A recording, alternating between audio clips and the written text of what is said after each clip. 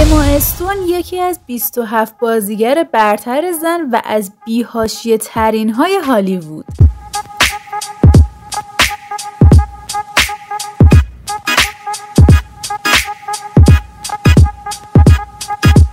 اما استون با اسم اصلی و کامل امیلی جین بازیگر آمریکایی متولد 6 نوامبر 1988 میلادی توی شهر آریزونای آمریکا به دنیا اومد. در کل خانواده ثروتمندی بودن و پدرش جفری چارلز استون بود و در عرصه مدیر عامل اجرایی یه شرکت پیمانکاری عمومی مشغول به کار بود. مادرش هم کریستا جین استون خانه‌دار بود و یه برادر کوچیک‌تر از خودش هم داشت که 2 سال باهاش تفاوت سنی داشت. گذشت و اما وارد دبستان شد و توی دبستان انقدر که به بازیگری علاقه پیدا کرده بود همه نمایش‌های مدرسه رو توش بازی می‌کرد و حسابی بین بچه‌ها معروف می‌شد. توی همون دوران دبستانش هم پدر و مادرش می‌دیدن که اصلاً مدرسه رفتن واسه آینده اما چیز خیلی خوبی نیست، بلکه چیزی که براش مفیده اینه که با توجه به علایقش به بازیگری استعداد بازیگریشو حمایت کنن و پرورشش بدن. در نهایت رسید به دوره نوجوانی اما که توی مرکز آمریکا وارد یه دبیرستان شد که حدود 1 ترم بعد از شرکت توی دبیرستان گفت تحصیل رو به خاطر رویای بازیگری میخوام بذارم کنار. پدر مادرش هم که از بچگی استعداد و علایق اون رو دیده بودن با این موضوع هیچ مشکلی نداشتن و عجیب بود که هیچ مخالفتی با ترک تحصیل اما نکردن. مادر اما حسابی حمایتش کرد و گفت اصلا ایرادی نداره که بخوای دبیرستان رو ترک کنی و از این به بعد حمایتت میکنیم که رویای بازیگری تو ادامه بدی. همونجا بود که اما و مادرش رفتن به لس آنجلس و برای اولین بار توی سال 2004 اما با نقش آفرینی توی سریال خانواده پارتریج کارش رو شروع کرد. البته که اینم بگیم اما قبل از اینکه به لس آنجلس بره حتی زمانی هم که سفر کرد حسابی تستای مختلف بازیگری داد، اما هیچ کدوم با وجود استعداد زیادش قبولش نکردن و توی تک تک تستا رد میشد. اما به مادرش گفت با وجود اینکه خانواده ثروتمندی هستیم من همینجا توی لس آنجلس انقدر توی قنادی‌ها و شیرینی پزیای مختلف کار میکنم و پول در میارم تا زمانی که وقتش برسه و توی این تستای بازیگری قبول بشم و رویای بازیگریشو هرگز رها نکرد و توی همون لس آنجلس برای اولین بار توی سال 2004 با نقش آفرینی توی سریال خانواده پارتریج کارشو شروع کرد و حسابی هم با استقبال و علاقه مردم روبرو شد و بعد از اون اولین فیلم تلویزیونی که بازی کرد حسابی از سمت هالیوود و جاهای مختلف پیشنهاد کاری دریافت میکرد که همشون هم تک به تک قبول کرد و با عشق و علاقه فراوون رفت سر ضبط همه فیلم‌ها. حالا بریم که 5 تا از خفن‌ترین و بهترین فیلمایی که اما رو معروف کردن و بهتون معرفی کنیم. از سریال اول شروع میکنیم، سریال خیلی بد، راکر، خانه خرگوشی، مرد کاغذی و سرزمین زامبی ها که از بهترین فیلم های اما استون هستن و اگه بدونین که واسه هر فیلم چقدر پول دریافت میکرده واقعا مغزتون سوت میکشه. ولی قبل از اینکه بریم بهتون بگیم دستمزدش سر هر فیلم چقدر بوده خوشحال میشیم که لایک ویدیو رو بزنید. اما خودش اعلام کرده که حدود دستمزدی که برای یکی از فیلماش توی 1 سال دریافت کرده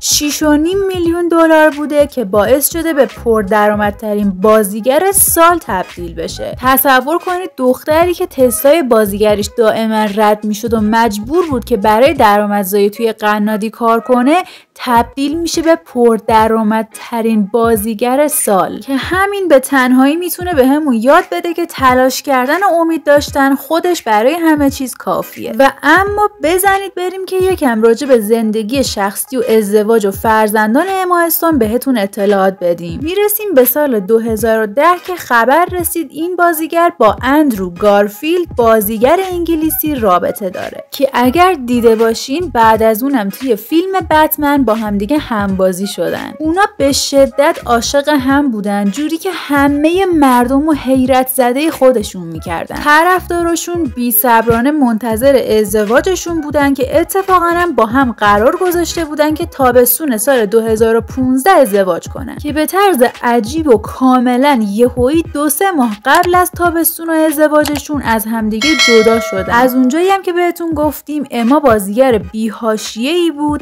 که اصلا دوست نداشت که هر چیزی رو توی فضای مجازی به اشتراک بذاره. فقط بدون اعلام دلیل به طرفداراشون اعلام کردن که ما از همدیگه جدا شدیم و هیچ عروسی هم در کار نیست که میگذره و میرسه به سال 2017 که شایعه شد اما با مک کری کارگردان و فیلمنامه‌نویس 32 ساله محبوب رابطه داره. اونا 2 سال با همدیگه دوست بودن تا اینکه توی سال 2020 با همدیگه ازدواج کردن و حاصل ازدواجشون هم دختری به اسم لوئیس بود که سال 2021 به دنیا اومد. تا اینجا این بود از زندگی شخصی اما استون و ازدواجش و تعداد بچه‌هاش که یکی بیشتر نبود. و حالا بریم که یک کوچولو داستان رو هیجانی ترش بکنیم و چند تا از نکات و مواردی که هیچ جا راجع به اما استون نخوندین رو بهتون بگیم. مورد اول اینه که اما و مادرش انقدر رابطه‌شون خوبه و با هم دیگه صمیمی و دوستانن که 2 تا تتوی ست روی دستاشون با هم دیگه دارن. اونا این تتوها رو به نشونه اینکه همیشه قراره با هم دیگه صمیمی و خوب بمونن زدن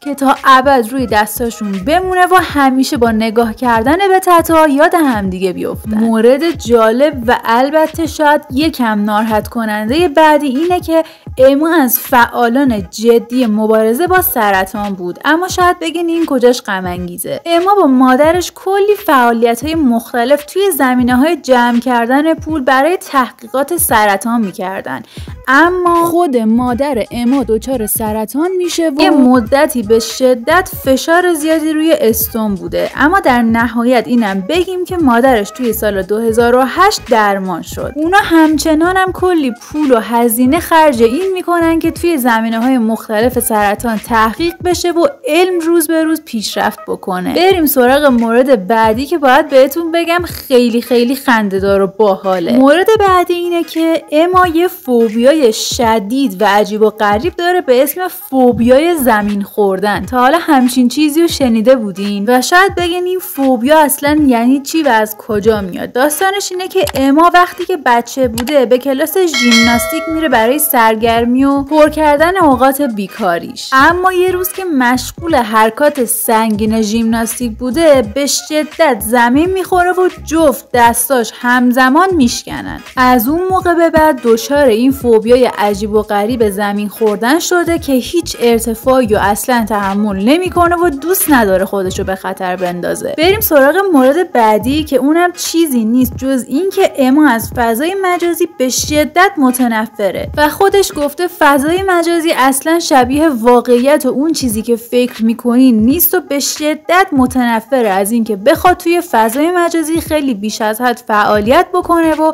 اخبار و چیزای روز به روزش اونجا بذاره. و در آخرم نظرش راجع به فضای مجازی اینطوری بیان کرده که فضای مجازی هیچ چیزی برای من نداره. و اما مورد آخر که دارایی اما استونه و مبلغی که به طور کلی به عنوان سرمایه و ثروت داره رو قراره بهتون بگیم. همونطور که میدونین اما استون علاقه ای نداشته که هیچی ازش توی فضای مجازی پخش بشه، از جمله میزان داراییش و ماشینش و خونش و چیزای مختلفش.